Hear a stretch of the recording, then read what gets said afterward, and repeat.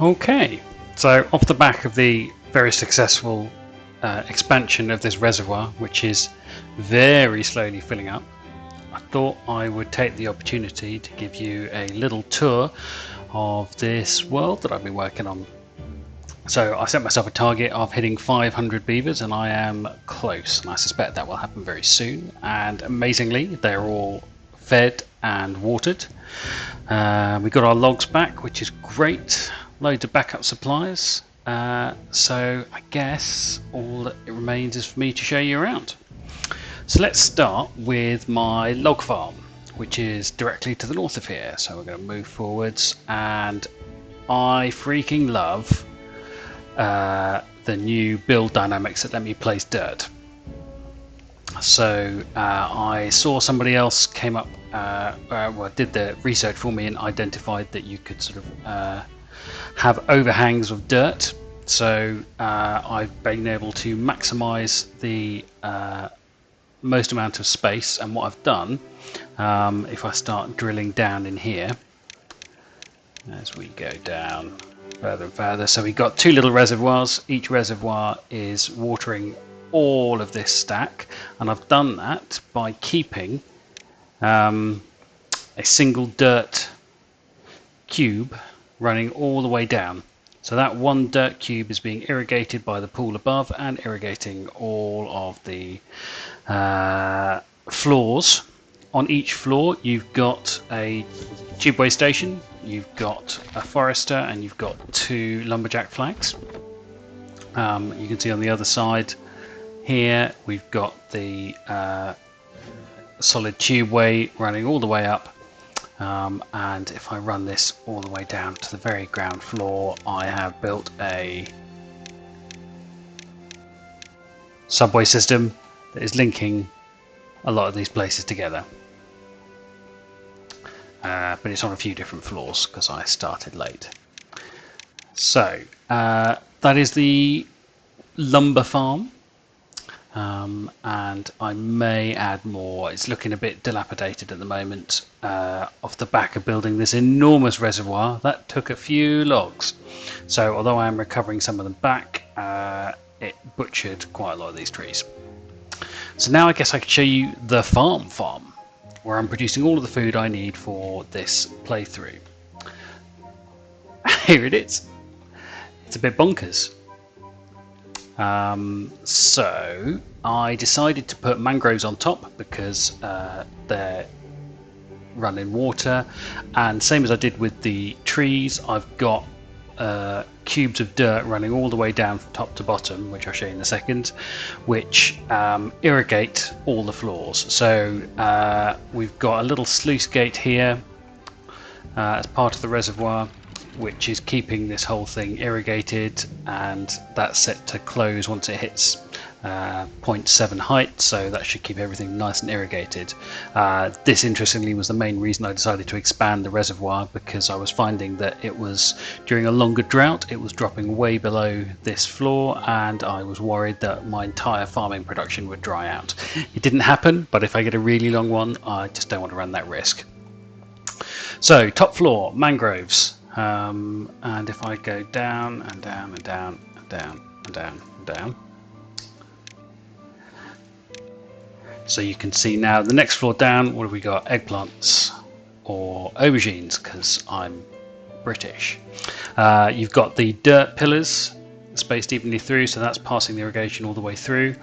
Same as I did with the tree farm, I've got tubeway stations, one at either end of this farming settlement on either end. Now that's a throwback to me building something else, which I think I can get rid of at this stage. So let's, certainly the walkway, I need that overhang, but let's plant a few more crops, because you know we can never have too many aubergines, right? So they'll get done. There's 4 farms on each floor. Obviously the top floor has gatherers because it's mangroves. Okay, so eggplants, and then it's kind of pretty much rinse and repeat. So down here we've got corn, sorry. Yeah, I'm utilizing a very small amount, but if I decide I want to try and hit the 500 or the 1,000 marker, notice the numbers have just gone up to 496, so I think we're very close. If I'm lucky, we'll hit 500 while we're going through this tour. So corn on the next floor, and then repeat. So this is canola. Again, plenty of room for expansion there. Well, we've got soybeans. Ugh. Well, they'll eat them, so I'll prepare them. Cassavas, yeah, we're getting through quite a few of those. And kohlrabies, barely touching those as well. So there's tons of overhead here. I reckon this will easily feed 1,000 beavers, which is great. And that's all irrigated. And if I go down, yep, you can see in this floor, I've got all kinds of shenanigans going on with this super fast movement. I freaking love the super fast movement. I had to dip down here and it comes back up over here or somewhere, just to keep things moving. But the tube ways are great, 300% movement speed. So they're moving around like nuts because you've got the housing complexes here, which I'll show you. So they run all the way along here. And what I've done, if I zoom in a little bit, houses, tall houses all the way through. I've got the advanced breeding pods in each one. And if I go up a couple more floors, I've double floored it, so I've got some entertainment, campfires, exercise spaces, roofs, all the little busts and statues and back scratchers and all of the stuff that will just make these beavers super happy to come home. And I've even shortened their work day, so they get more time to spend doing all the fun things. I showed you the haulers in the last video. That's 180 haulers at the moment. I've got another spare 44 beavers, so I may expand that a little bit further as well. We've got mud baths, we've got wind tunnels, we've got motivatoriums, we've got builders. So getting to the food area now, I haven't sorted this out yet. It's still a sprawling mess. And I will get to that soon. We're just going to expand our coffee production. Not that we need more coffee beans, but I wanted more coffee beans. So let's quickly demolish these. Boom, boom, boom. Boom, boom, boom. And I didn't factor in that we need to do 3 more. So yeah, I'll have to irrigate along somewhere else and run an irrigating tunnel underneath here and then build dirt up in a bit, but we'll come back to that. So more just sprawling food production.